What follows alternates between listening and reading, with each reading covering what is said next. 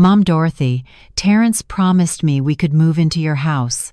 Shanice's words sliced through the quiet of my living room like a blade I didn't see coming. There she stood in my doorway, two oversized suitcases planted beside her designer heels, that smile on her face equal parts confidence and entitlement. I took a slow sip of my morning coffee, letting the warmth settle in my chest as I looked at her over the rim of my cup. The silence stretched between us, thick and heavy. Finally, I set the mug down on the side table with a soft clink. "That's interesting, Shanice," I said, keeping my voice level and calm, "because I sold this house 8 days ago." Her face changed like someone had slapped her without warning. The suitcases tumbled from her grip and hit my hardwood floor with a hollow thud that seemed to echo through the entire room. Terrence appeared behind her in the doorway, his mouth falling open, eyes going wide with something between shock and panic. It was like watching a bomb go off in slow motion, the kind that makes no sound but leaves everything shattered. I'm Dorothy Hamilton, 70 years old. For most of my life, I was the woman who never said no, the one who loaned money with no talk of paying it back. The one who cooked Thanksgiving dinner for 25 people without asking for help, the one who stayed quiet when respect walked out the door. But something in me had shifted. Watching Shanice stand there with her assumptions and her suitcases, treating my home like it was already hers, that last thread finally snapped. "That can't be true," Shanice said, her voice shaking somewhere between disbelief and rising anger. "Terrence told me this house would be ours. He said you'd already agreed we could move in." I stood up slowly from my armchair, feeling the weight of my years in my knees but also feeling something else, dignity, the kind I hadn't felt in far too long. "Terrence might have promised a lot of things, baby," I said. "But this was my house, and I made the decision about what to do with it. We were supposed to be celebrating today. My grandson Malik's 9th birthday party was planned for this afternoon. Family coming over, cake in the kitchen, balloons tied to the mailbox outside. Instead, my living room had turned into a stage for something I never wanted but somehow needed. Shanice started pacing, her heels clicking an anxious rhythm across my floor. Her hands moved through the air like she was trying to grab onto something that made sense. "This has to be some kind of joke," she said, pointing a finger at me. "You can't just sell your house without talking to us first. We were counting on this. We had plans. I already gave notice on our apartment." Terrence finally found his voice, though it came out thin and uncertain. "Mama, is this real? Did you actually sell the house?" I looked at both of them standing there in my living room. These two people who had spent years assuming they could make decisions about my life, my money, my future, like I was just some old woman with no say in the matter. The smell of my coffee mixed with Shanice's expensive perfume and the sharp scent of panic coming off both of them. "Yes, baby," I said, my voice steady as stone. "I signed the papers on Tuesday. Got the first payment of $65,000 on Thursday. The new owners take possession next Monday." My words landed in the room like something solid and unmovable. Shanice's legs seemed to give out. She dropped onto my sofa, her whole body trembling, her eyes filled with tears, but they weren't the kind that came from sadness. They came from frustration, from plans falling apart, from not getting what she thought was already hers. "You can't do this to us, Dorothy," she said. "You know my salary as a nurse isn't enough to cover rent in a decent neighborhood, not with Houston prices the way they are now. And what about my need to decide what happens with my own life?" I said, feeling the words rise up from somewhere deep. "When was the last time either of you asked me what I wanted? When was the last time you thought about how I felt?" Terrence moved closer and sat on the edge of the coffee table, leaning toward me. I could see the worry lines forming around his eyes, the way his forehead creased. "Mama, I know you're upset, but this is extreme. We could have talked about this. We could have worked something out that made sense for everybody." I let out a laugh that surprised even me, dry and sharp and full of years of things I never said. "Talked?" I said. Like we talked about the $1,500 I loaned you 3 years ago that never got paid back? Or like we talked about Shanice using my credit card for her emergencies that turned into $6,000 worth of charges every month? The silence that followed was the kind you could cut with a knife. Shanice wiped her tears with the back of her hand, but something in her expression was already changing. I recognized that look. I'd seen it too many times before. She was shifting from victim to strategist, calculating her next move like pieces on a chessboard. She straightened her shoulders and smoothed down her blouse, transforming in seconds from someone who'd just received bad news to someone preparing to negotiate. "Dorothy," she said, her voice taking on that sweet, careful tone she used when she wanted something. "I don't think you're seeing this situation clearly. Maybe your age is affecting your judgment. It's not normal for someone to make such a major decision without consulting their family first." Terrence nodded immediately, like a puppet responding to its strings. "Mama, Shanice is right. This isn't like you. You've always been so thoughtful about family decisions. You've always put us first." I stared at them both, feeling like I was watching a performance I'd seen too many times. A bad play where the actors kept forgetting they were supposed to be genuine. Thoughtful. Put them first. The words hung in the air while my mind started pulling up memories like files from a cabinet I'd kept locked for too long. I remembered that afternoon in March, 4 years back, when Shanice showed up at my door crying because the power company had cut off her electricity. "It's only $550, Miss Dorothy," she'd said, using that diminutive she knew softened my heart. "I swear I'll pay you back by next month."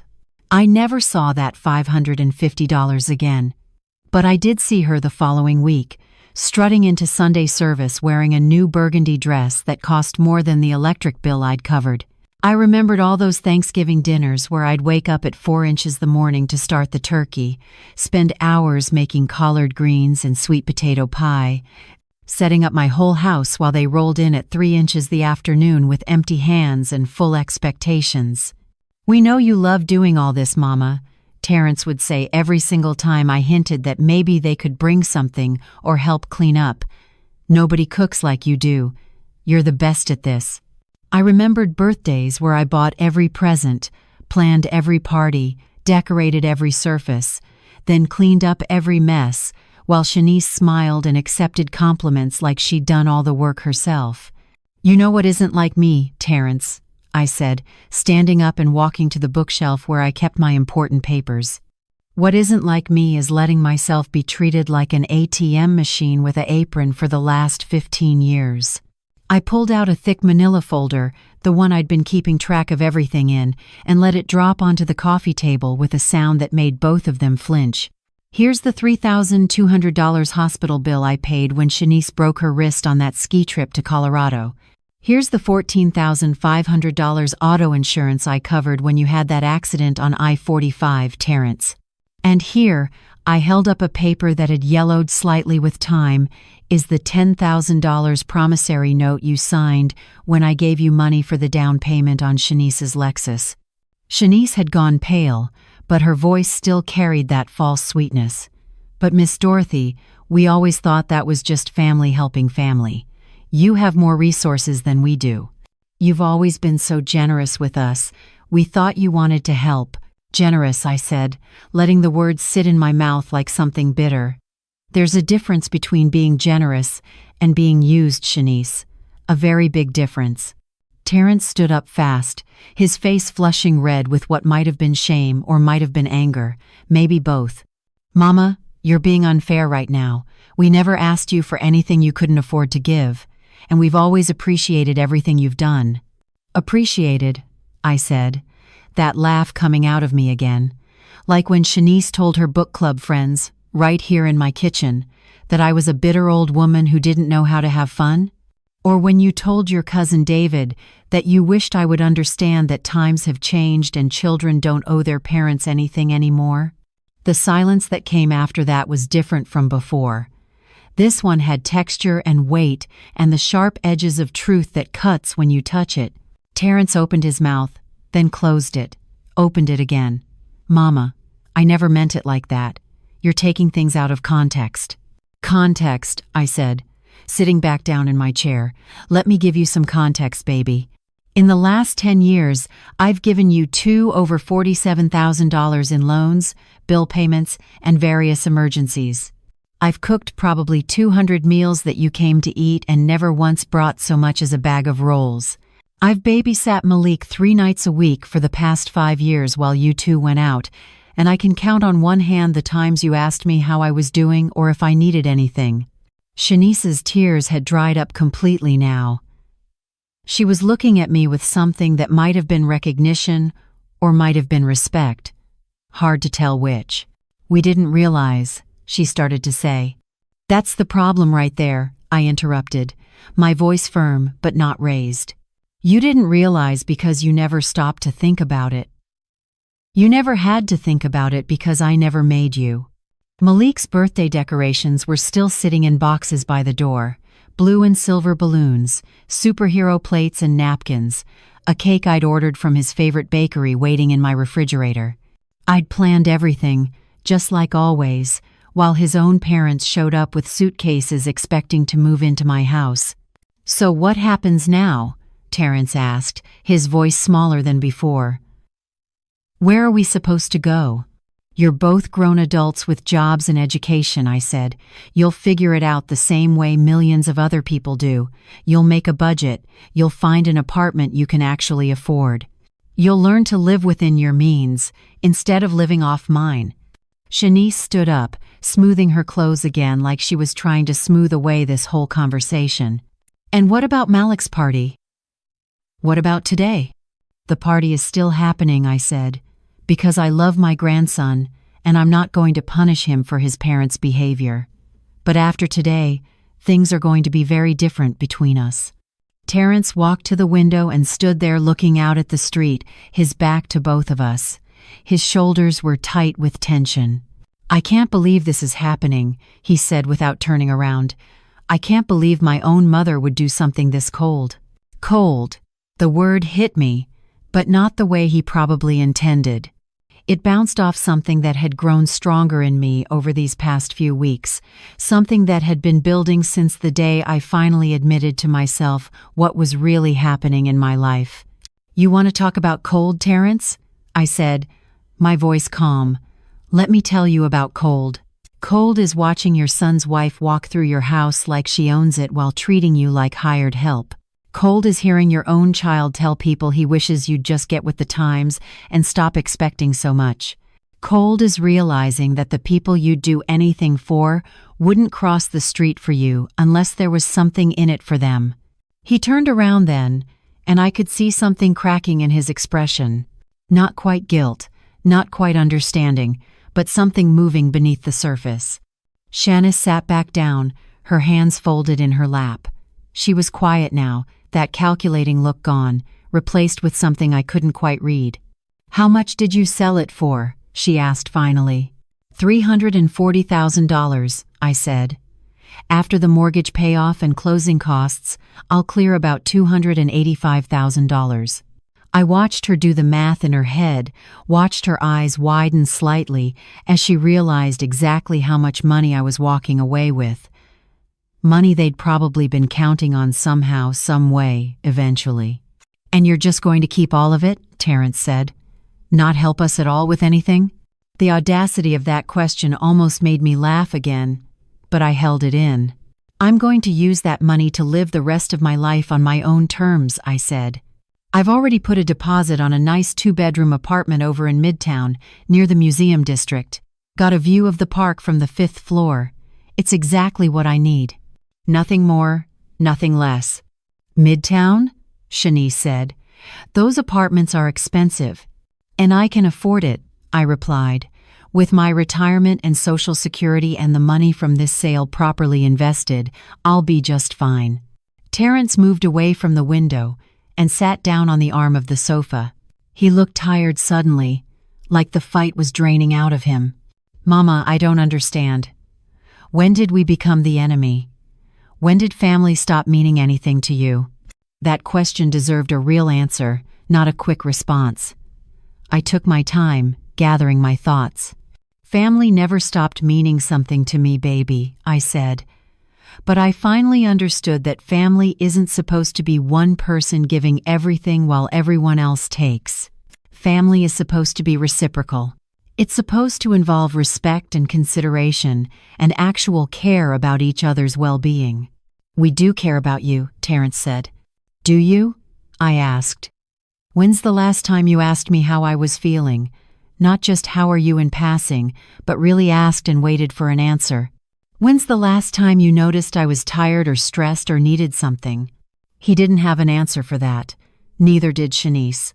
When's the last time you invited me to your house for dinner? I continued. When's the last time you cooked for me, or brought me a meal, or offered to help me with something that had nothing to do with Malik? When's the last time you saw me as a person with my own needs, instead of just grandma who's always available? The clock on my mantel ticked in the silence. Outside, I could hear kids playing in the neighbor's yard, their laughter bright and uncomplicated. I didn't realize, Terrence said quietly. I guess I just always thought you were happy doing things for us. You never complained. That's the thing about good people, I said. We don't complain until we break. And I almost broke, Terrence. I got so close to breaking that I forgot who I was before I became everybody's solution to their problems. Shanice spoke up then, her voice different from before. Smaller. What you said earlier, about me calling you bitter. I did say that. I was angry that day because you'd said no to loaning us money for a cruise, and I wanted to hurt you. I'm sorry. It wasn't much, but it was the first genuine thing she'd said since walking through my door with those suitcases. I appreciate you saying that, I told her. But sorry doesn't pay back $47,000, Shanice. Sorry doesn't give me back the years I spent putting everyone else first while nobody put me first. So this is it then? Terrence said. This is how it ends? This isn't an ending, I said. This is a boundary. This is me saying that things have to change if we're going to have any kind of healthy relationship going forward. What kind of changes? He asked. The kind where you both learn to stand on your own feet, I said. The kind where you don't come to me expecting money every time something goes wrong. The kind where you treat me with the same respect you'd give any other person in your life. The kind where, if I say no, that answer is respected. I could see them both processing this, trying to figure out what it meant for their immediate situation. We have nowhere to go, Shanice said. Not right away. Our apartment lease ends in 6 days. There are extended stay hotels all over Houston, I said. There are short-term rentals. There are options if you're willing to look for them instead of expecting them to be handed to you. Those places cost money we don't have, Terrence said. I pulled out my checkbook from the drawer in the side table. I wrote out a check for $2,500 and held it out to them. This is a one-time offer, I said. Not a loan, a gift. But it's the last money you're getting from me unless there's a genuine life or death emergency. Use it to get yourselves situated while you find a place you can actually afford. Terrence took the check, staring at it like he wasn't sure what it meant. And I want to be very clear, I continued. This doesn't mean I don't love you. This doesn't mean I'm cutting you out of my life. This means I'm establishing what should have been established a long time ago. Respect, boundaries, a relationship built on something other than financial dependence. Shanice nodded slowly. Something in her face had shifted, like she was seeing me differently than she had before. What about Malik's party? Shanice asked again, this time without the edge in her voice. The party starts at 2, I said, checking my watch. It was just past 11 inches the morning. I've got everything ready. The cake, the decorations, the food. His cousins and friends are coming. He deserves to have a good day, and I'm going to make sure he gets one. Should we leave? Terrence asked.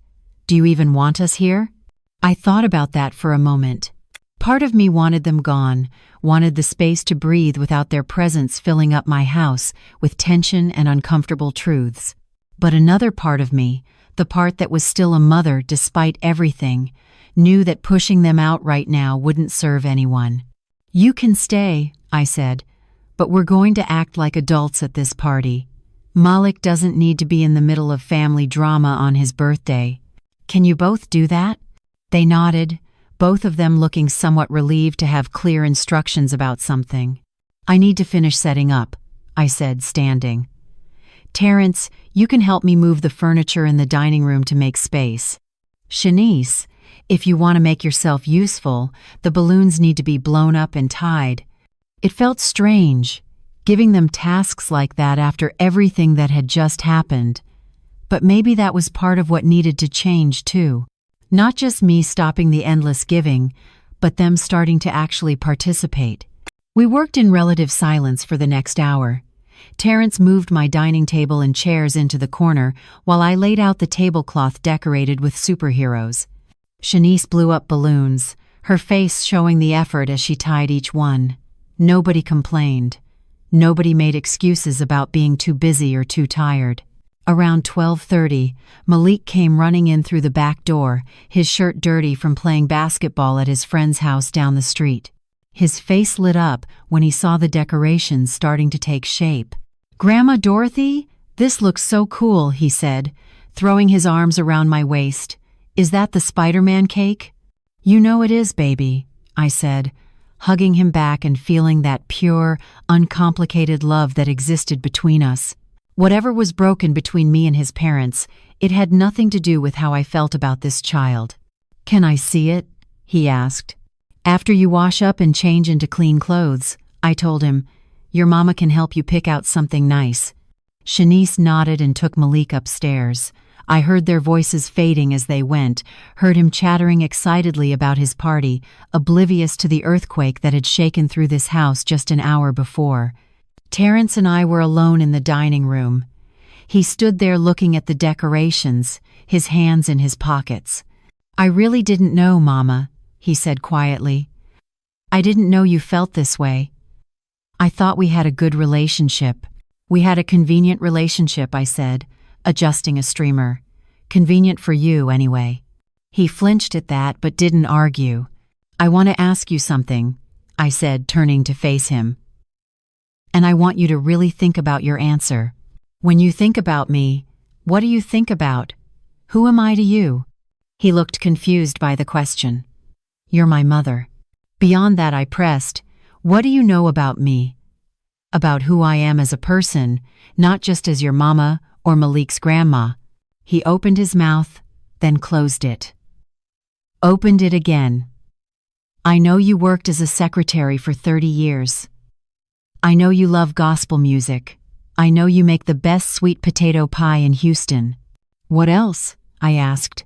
He struggled, and I could see him reaching for things, coming up short. "You don't know that I always wanted to learn to paint," I said. "You don't know that I love jazz music almost as much as gospel, but I never play it when you're around because you made fun of it once years ago. You don't know that I've been taking online writing classes for the past 6 months because I want to write down stories from my childhood before I forget them. You don't know that sometimes I get lonely in this big house, but I never said anything because I didn't want to burden you." Each revelation seemed to land on him like a small weight. "You don't know these things because you never asked," I continued. "Because in your mind, I exist to serve a function. I'm the person who provides things. Money, food, childcare, solutions. I'm not a whole person with dreams and feelings and needs of my own." "That's not fair, Mama," he said, but his voice lacked conviction. "Isn't it?" I asked. "Tell me one thing I've told you I wanted in the last year. One dream or goal or wish I expressed. Just one." He stood there, and I watched him search his memory. The silence stretched long enough that the answer became obvious without him saying anything. "I can't," he finally admitted. "But that's because you never said anything. How was I supposed to know?" "I did say things, Terrence," I told him. "Small things. Little mentions of classes I was taking or places I wanted to visit or projects I was working on. But you weren't listening. You'd change the subject or barely acknowledge what I said before launching into whatever you needed to talk about." He looked genuinely troubled now, like he was replaying conversations in his head and seeing them differently. "I don't want you to think I'm a bad son," he said. "You're not a bad son. I replied. But you've been a selfish one. There's a difference. Bad means intentional cruelty. Selfish means not looking beyond your own needs long enough to see other people clearly. Malik came bounding back downstairs in fresh clothes, Shanice following behind him. He'd changed into his favorite blue button-up shirt and looked so proud of himself.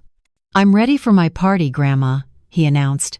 "You certainly are," I said, smiling at him. "Why don't you help me get the snacks set up on the table?" The doorbell rang. The first guests were arriving. I watched Terrence and Shanice exchange a glance, some wordless communication passing between them, and then they both seemed to make a decision to put everything aside for the next few hours. And that's what we did. For Malik's sake, we created a bubble of normalcy. The house filled with kids running around, parents chatting in corners, the sound of laughter and music and celebration. I brought out the food I'd prepared, chicken wings and pizza rolls and fruit platters, and all of Malik's favorites. Terrence helped manage the games I'd planned. Shanice actually took photos and made sure every kid got cake. For those few hours, we functioned like a family that wasn't fractured. But I could feel the difference underneath it all. The awareness that something fundamental had shifted, and there was no going back to how things were before. When the last guest left around 6 inches the evening, Malik was exhausted and happy, clutching his new toys and talking nonstop about what a great party it had been. The house was a mess of wrapping paper and deflated balloons and half-eaten cake, but my grandson was glowing with joy, and that made everything worth it.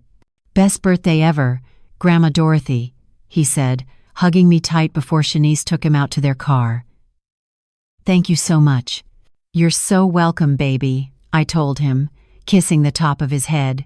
"You deserve all the good things." After they got Malik settled in the car, Terrence and Shanice came back inside. The three of us stood in my living room, surrounded by the debris of the party, and the weight of everything unspoken settled back over us like a heavy blanket. "We should probably talk about logistics," Shanice said, breaking the silence. "About getting our things and finding a place to stay." "The house closes in 7 days," I said. "You're welcome to come by tomorrow and get anything you might have left here over the years. After that, I'll be busy packing my own things." "Where will you stay until your new apartment is ready?" Terrence asked. "I've already booked a suite at the Residence Inn for 2 weeks," I said, "plenty of time to handle the transition." He nodded slowly, processing the fact that I'd planned all of this without involving them, without even mentioning it until it was already done. "I know you're angry with us," Shanice said, "and you have every right to be, but I want you to know that I'm hearing what you said today. I really am." "Time will tell," I replied, not unkindly but not with false optimism either. "Words are easy, Shanice. It's the actions that follow that matter." "What do you want from us?" Terrence asked. "Going forward, I mean. What would make this right?" I thought about that question. What did I want? It was strange to realize that for so many years, I'd never really considered what I wanted because I was too busy managing what everyone else needed. "I want you to build your own life," I said finally. "I want you to learn to solve your own problems without immediately looking to me as the solution. I want you to see me as a person, not a resource. And if we're going to have a relationship, I want it to be one where there's actual reciprocity, where you ask about my life and care about the answer, where you show up for me sometimes instead of me always showing up for you." "That's fair," Shanice said quietly. "And I want honesty," I continued. "If you're struggling, be honest about it, but also be honest about what you're doing to fix it yourselves. Don't come to me with problems you haven't even tried to solve. Don't treat me like a bank that's always open." Terrence rubbed his face with both hands, looking more drained than I'd seen him in years. "I feel like I don't even know how to be your son right now," he admitted, "like I have to learn how to do this all over again." "Maybe you do," I said. "Maybe we both do. Maybe this whole relationship needs to be rebuilt from the ground up, with better foundation this time." They stayed for another 20 minutes, helping me clean up the worst of the party mess. It felt different than before, less like they were doing me a favor and more like they were actually contributing. Small shift, but I noticed it. When they finally left, taking those suitcases with them and the check I'd given them, the house felt unnaturally quiet. I stood in my living room, looking at the space that had been my home for 23 years, and I felt something surprising, not regret, not sadness about what I'd done, but a kind of lightness, like I'd been carrying something heavy for so long that I'd forgotten what it felt like to stand up straight. I made myself a cup of tea and sat on my back porch, watching the sun set over my garden. The azaleas I'd planted 15 years ago were in full bloom, pink and white and vibrant. I'd put so much work into this yard, this house, this life, and now I was leaving it all behind. But I wasn't leaving it behind because I'd failed. I was leaving it behind because I'd finally succeeded in valuing myself enough to make a change. My phone rang. It was my sister Patricia, calling from Atlanta. "Hey Dot," she said when I answered. "Just checking in. How was Malik's party?" "It was good," I told her. "He had a wonderful time." "And how are you doing?" she asked. "Really doing?" Patricia was the only person I'd told about my plans before executing them. She'd been my sounding board, my supporter, the one who encouraged me when I wavered. "I told them today," I said, "about the house." "How'd they take it?" "About how you'd expect," I said. Shock, anger, disbelief. Shanice showed up with suitcases ready to move in. Patricia let out a low whistle. "Lord have mercy. That girl has some nerve." "She does," I agreed, but I held my ground. I gave them some money for a hotel but made it clear that's the last handout they're getting. "I'm proud of you, sis," Patricia said. "I know that wasn't easy." "It was easier than I thought it would be," I admitted. Once I started talking, once I started laying it all out, it felt like something I should have done years ago. "Better late than never," she said. "So what's next?" "I've got a week to pack up this house," I said, "then 2 weeks at the hotel while my apartment gets ready. After that, I start my new life." "Have you thought any more about that painting class you wanted to take?" "I have," I said, smiling. "There's a beginner watercolor course starting next month at the community center near my new place. I already registered." "Look at you," Patricia said warmly. 70 years old, and finally putting yourself first. Better late than never, right? We talked for another 30 minutes, about nothing and everything, the way sisters do. When I hung up, I felt fortified somehow, reminded that I had people in my life who saw me as more than what I could provide for them. Over the next few days, I packed up my life in boxes. Terrence and Shanice came by once to collect some things they'd stored in my garage, old furniture, and boxes of Malik's baby clothes. The interaction was polite but distant, like we were all feeling our way through unfamiliar territory. I hired movers to handle the furniture I was keeping and donated most of the rest. Watching strangers carry my dining table out the door, I felt a pang of something, but it passed quickly. That table had hosted so many dinners where I'd done all the work. Good riddance. On moving day, I stood in the empty living room one last time. The walls showed lighter squares where pictures had hung for years. The floors bore the indentations from furniture that had sat in the same spots for decades. This house held so many memories, good and difficult, and I was walking away from all of it. But I wasn't running away. I was running toward something, toward a life I got to design for myself. The drive to the Residence Inn took 35 minutes through Houston traffic. I checked into my suite, a comfortable space with a small kitchen and a separate bedroom, and for the first time in weeks, I let myself just sit. No packing, no planning, no managing other people's expectations, just me in the quiet. That first week at the hotel was strange. I'd wake up and forget where I was for a moment, reaching for familiar surroundings that weren't there anymore. But then I'd remember, and instead of sadness, I'd feel that lightness again. Freedom.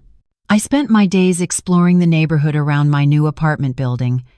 I walked through Herman Park, visited the Museum of Fine Arts, Sat in coffee shops reading books I'd been meaning to get to for years.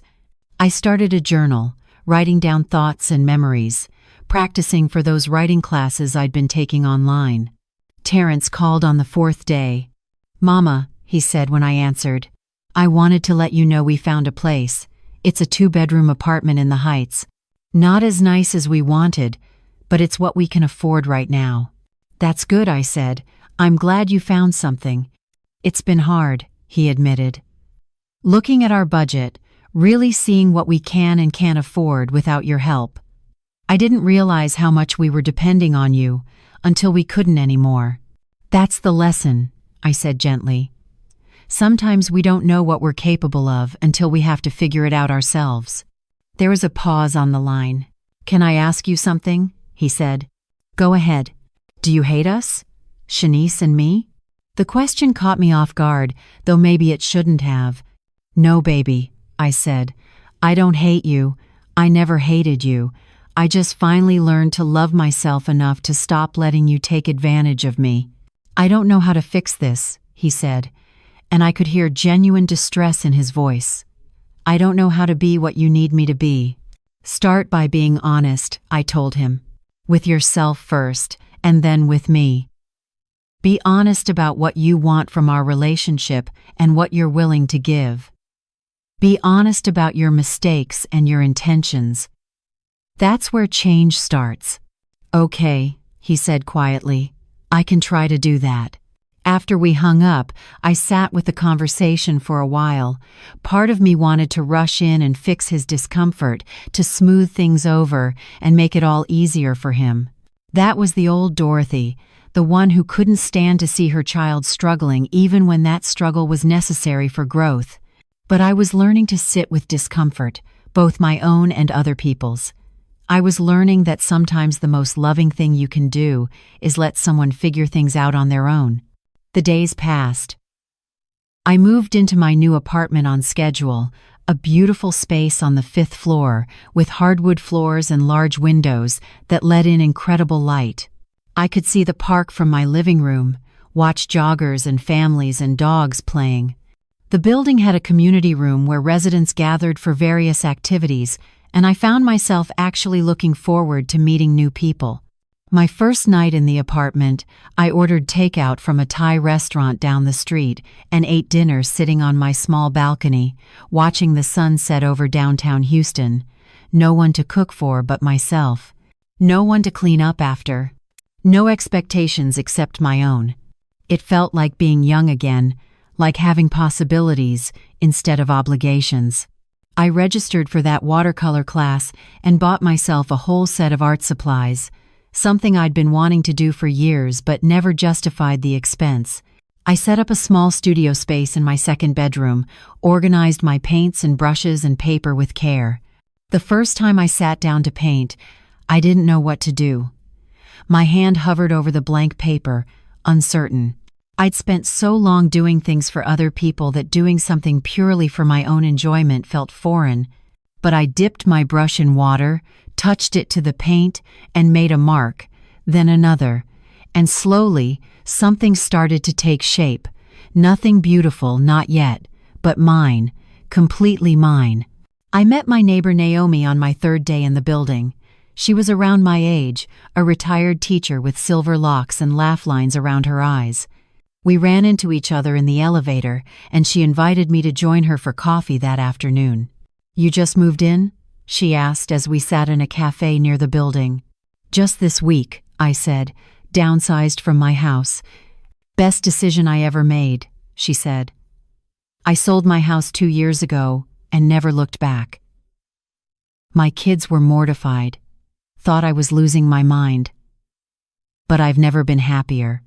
I found myself telling her some of my story, not all of it, but enough. She listened without judgment, nodding and understanding. "You know what I learned?" Naomi said. "Our children love us, but they don't always see us. They see mom or grandma or whatever role we play for them. They forget we're whole people with our own lives to live." "That's exactly it," I said, feeling understood in a way I hadn't expected. There's a book club that meets in the community room every other Tuesday, Naomi said, and a walking group that goes through the park every morning at 7. You should join us. I'd like that, I said, and meant it. Over the next few weeks, I started building a routine that was entirely my own. Morning walks with Naomi and a few other women from the building. Afternoons spent painting or writing or reading. Evenings sometimes alone, sometimes having dinner with my new friends. I took myself to jazz clubs I'd never dared go to before. I signed up for a documentary film series at the museum. I started volunteering at a literacy program, teaching adults to read. I was discovering who Dorothy Hamilton was when she wasn't defined by what she did for other people. Terrence and Shanice kept their distance for the most part.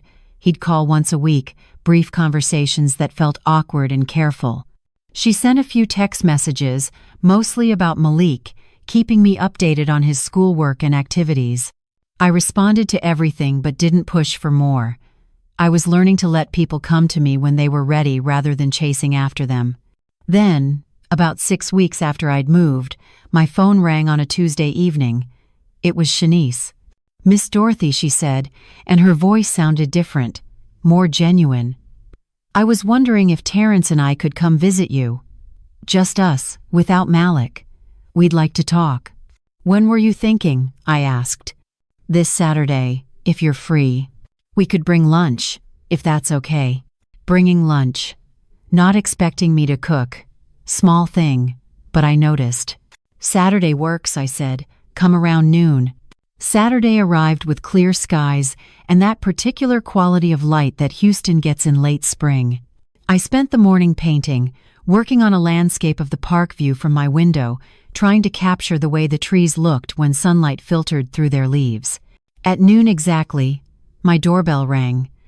I set down my brush, washed my hands, and went to answer it. Terrence and Shanice stood in my doorway, both of them looking nervous in a way I wasn't used to seeing. Terrence held a potted plant with deep red blooms, and Shanice carried 2 bags that smelled like home cooking. "We brought lunch," Shanice said, her smile genuine but uncertain. "I made your favorite, baked chicken with rice and greens." And Terrence stopped at that bakery you like for dessert. "Come in," I said, stepping aside. They walked into my apartment, and I watched them take it in. The light-filled living room, my small art studio visible through the open bedroom door, the books stacked on shelves, the photographs I'd chosen to keep displayed on the walls. "Mama, this place is beautiful," Terrence said. "It suits you."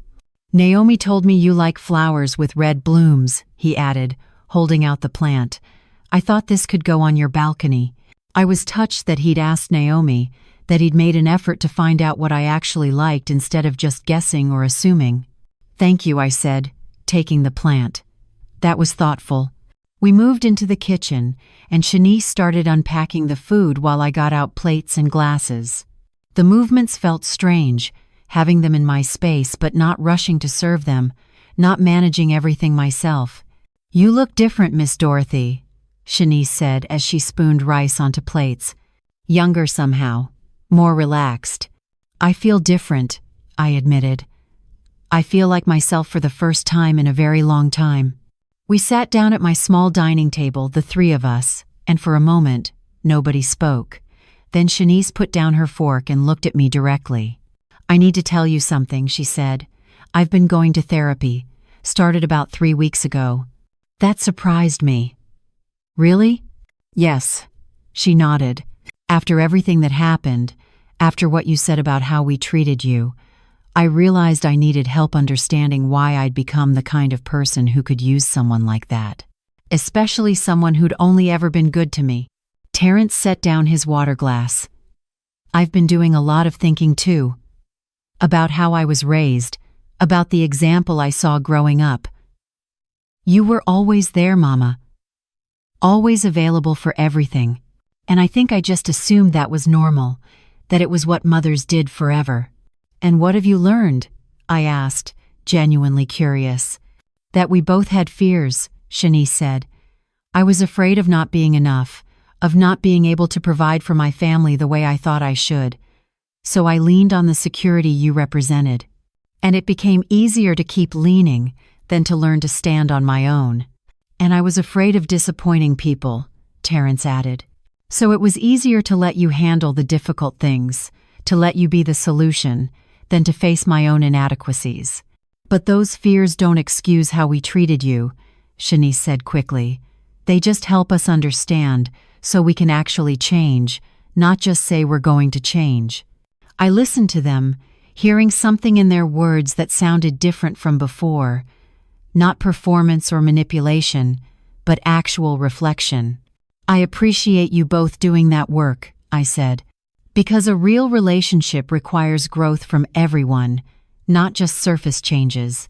I want you to know something else, Shanice continued. I've been picking up extra shifts at the hospital, not because we're desperate, but because I want us to have our own stability. I don't want you worrying that we're only coming around when we need money.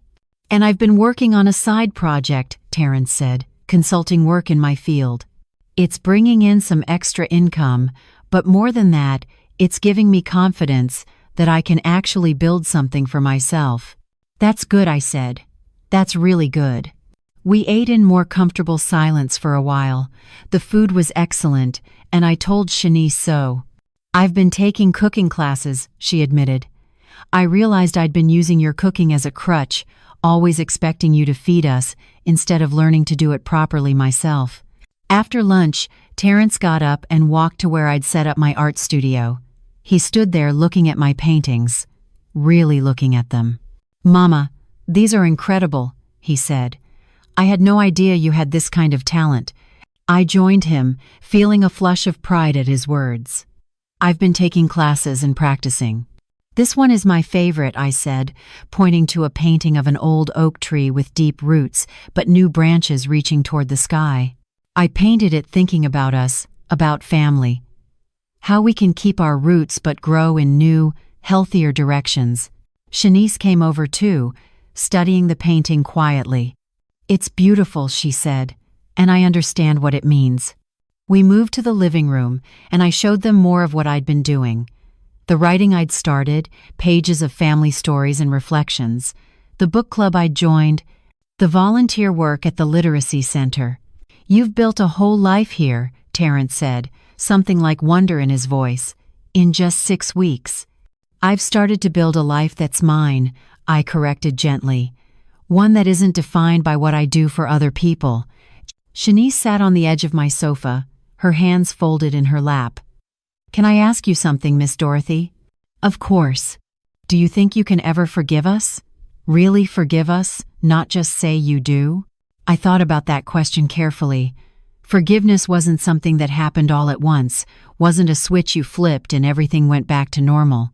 I think forgiveness is a process, I said finally. Right now, I'm not angry anymore. That's different from being hurt, which I still am sometimes. But I can see you're both trying, and that matters. Time will tell if the changes stick, if this is real growth or just temporary adjustment. That's fair, Terrence said. We don't deserve your trust right away. We have to earn it back. What would help? Shanice asked. What do you need from us to make this better?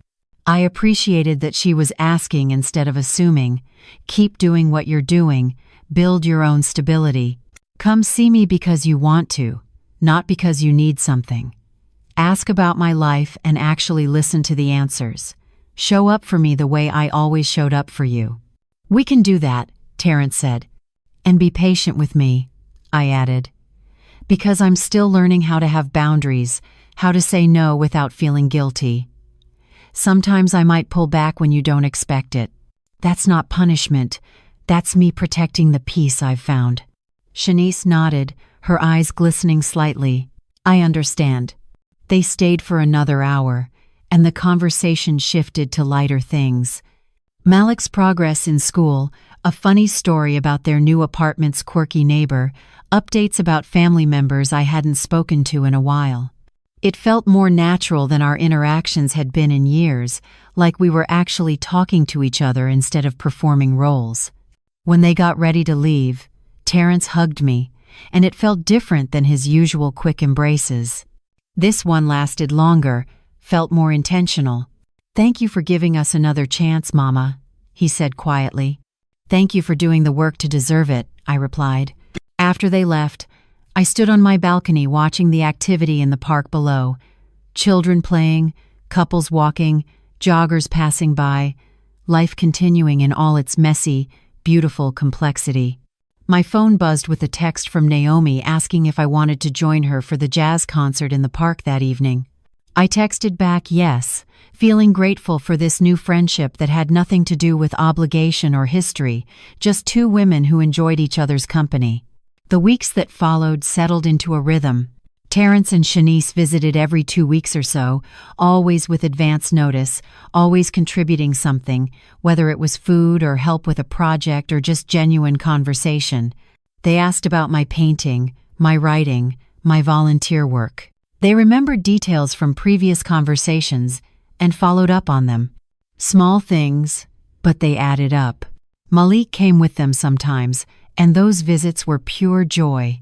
He loved my new apartment, loved sitting on the balcony watching the park, loved looking at my paintings and asking questions about how I made them. "Grandma Dorothy, can you teach me to paint?" he asked one Saturday afternoon. "I'd love to," I said, and the next week I had a small set of watercolors and paper ready for him. Watching him paint, his tongue sticking out in concentration, his complete absorption in the creative process, reminded me why family mattered. Not the toxic patterns we'd fallen into, but the genuine connections underneath all that mess. One evening, about 3 months after I'd moved, Terrence called with unusual excitement in his voice. "Mama, I have news. That consulting project I mentioned? It turned into a real opportunity. I've been offered a position as a consultant with a firm, better pay than my current job, more flexibility. I'm going to take it." "That's wonderful, baby," I said, hearing his pride and feeling genuine happiness for him. "I couldn't have done this if you hadn't pushed us to stand on our own," he said. "I was comfortable being mediocre because I always knew I had you as a safety net. Without that, I had to actually reach for something better." "You always had it in you," I told him. "You just needed the space to discover it." Shanice got on the phone too. "Miss Dorothy, I got promoted to charge nurse. They announced it today. It comes with a $8,000 raise and better hours." "I'm so proud of both of you," I said, and meant it completely. "We want to take you to dinner to celebrate," Terrence said. "A nice place, our treat. Will you come?" "I'd love to," I said. That dinner happened the following weekend at a beautiful restaurant in Montrose. We sat at a table by the window, and for the first time in my memory, they treated me like an honored guest instead of taking my presence for granted. They asked the server to bring me the best wine by the glass. They insisted I order whatever I wanted without looking at prices. They toasted to new beginnings and second chances. "To Mama," Terrence said, raising his glass, "for having the courage to save herself and, in the process, saving all of us." We clinked glasses, and I felt something shift inside me. Not forgetting what had happened, but making space for what could be. After dinner, as we walked to the parking lot, Shanice linked her arm through mine. "You know what I realized?" she said. "I used to be jealous of you." That surprised me. Jealous? Of what? Of how everyone in the family looked up to you, came to you for everything. I wanted to be that person, the one everyone needed. But I went about it all wrong, trying to take from you instead of building my own worth. "And now?" I asked. "Now I'm trying to be someone my son can look up to for the right reasons," she said. "Someone who solves her own problems and still has energy left to help others. Like you." We reached their car, and before getting in, they both hugged me. Not the obligatory family hugs from before, but real embraces that communicated gratitude and respect. Driving home that night, I thought about how far we'd all come. The road hadn't been easy, and there would probably still be bumps ahead. Old patterns don't disappear overnight, and trust takes time to rebuild. But we were trying, all of us, and that was more than I'd had before. 6 months after selling my house, I woke up on a Tuesday morning to sunlight streaming through my bedroom window.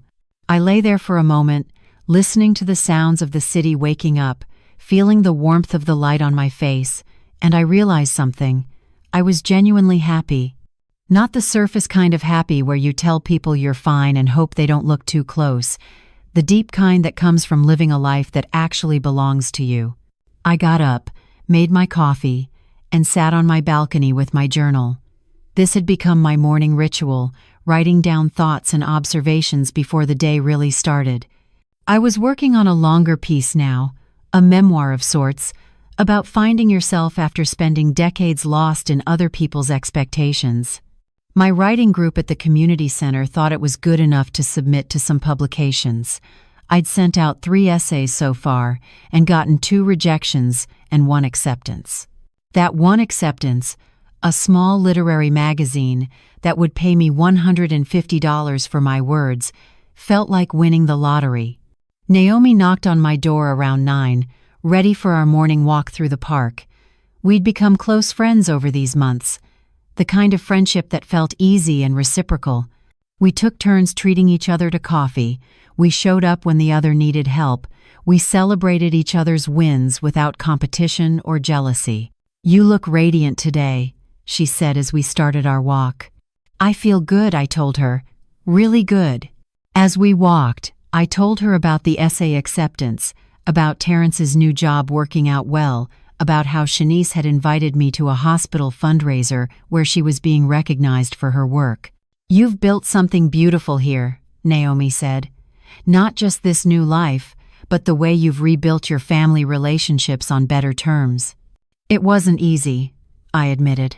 There were times I wanted to give in, to go back to old patterns because they were familiar, but I kept reminding myself that comfortable doesn't always mean healthy.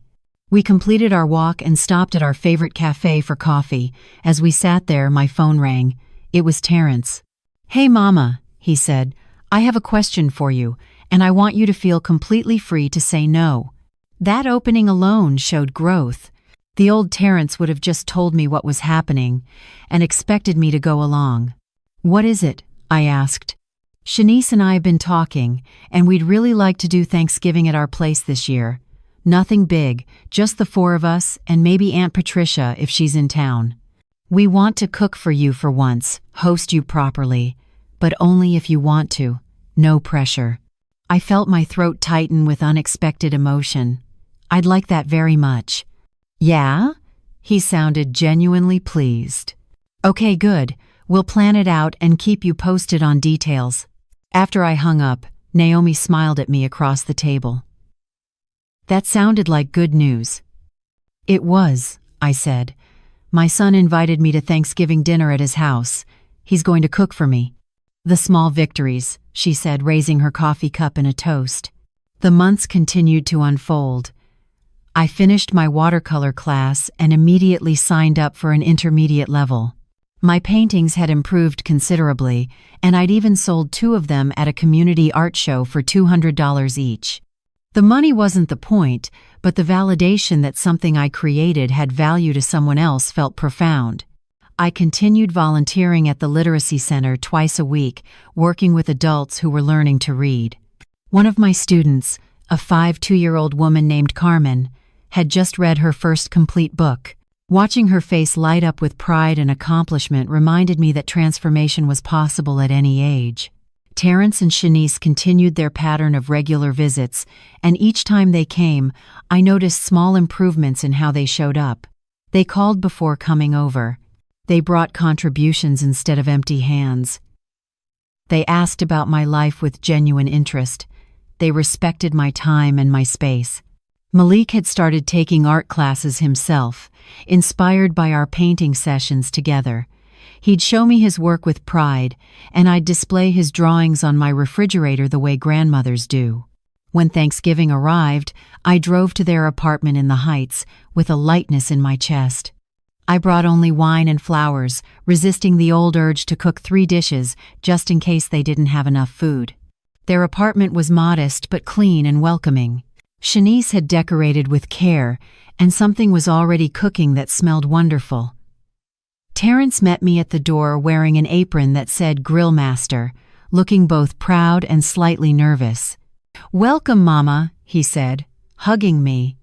"Come see what we've been working on." The dining table was set beautifully, with a tablecloth I didn't recognize and dishes they must have bought themselves. Malik had made place cards for everyone in his careful third-grade handwriting. "You did all this yourselves?" I asked, taking it all in. "Every bit of it," Shanice said, coming out of the kitchen. "Terrence did the turkey, I made the sides, and Malik helped with dessert. We wanted to show you that we've been learning." Dinner was delicious. Not perfect. The turkey was slightly dry and the gravy had some lumps, but it was made with effort and love, and that made it the best Thanksgiving meal I'd had in years. As we ate, they asked me about my writing, about the classes I was taking, about my friends in the building. They listened to my answers, asked follow-up questions, engaged with my life like it mattered to them. After dinner, while Malik played with his toys in his room, the three of us sat around the table with coffee and the apple pie they'd made. "Mama, there's something we want to say," Terrence began. "Shanice and I have been talking a lot about everything that happened, about the changes we've all made. We know we can never give back all the money you spent on us over the years," Shanice continued, "but we've started a savings account. We're putting $300 in it every month, and when it reaches $15,000, we want to give it to you. Not as repayment, because we know that's impossible, but as a gesture of our commitment to being better." I felt tears prick my eyes. "You don't have to do that." "We want to," Terrence said. "We need to, for us as much as for you." "Then I accept," I said, "not because I need the money, but because I understand what it represents." As the evening wound down and I prepared to leave, Malik ran up and hugged me tight. "I'm glad you're my grandma. Grandma Dorothy," he said. "You're the coolest grandma ever." Driving home through Houston's streets, I thought about the journey that had brought me here. The pain of that confrontation 6 months ago, the fear of making such a drastic change, the uncertainty of whether things could ever be repaired. But here I was, on the other side of all that fear, living a life I'd designed for myself while still maintaining connections with the people I loved. Just on better terms, healthier terms. And that was more than enough. That is Dorothy Hamilton's story. Now I want to hear from you. Where are you watching this from? What city? What country? Drop it in the comments below. I love seeing our global community come together over these stories about family exploitation, financial boundaries, and the moment when you have to choose between being taken advantage of and reclaiming your life. Real question. If you were Dorothy, what would you have done? Would you have kept lending money with no repayment? Would you have let them move into your house to keep the peace? Or would you have sold it the way Dorothy did? Tell me in the comments. Hit that like button if this story made you feel something. Share it if you know someone dealing with adult children who treat them like a bank, someone whose family only shows up when they need something. Someone struggling with the choice between being a good parent and being a doormat.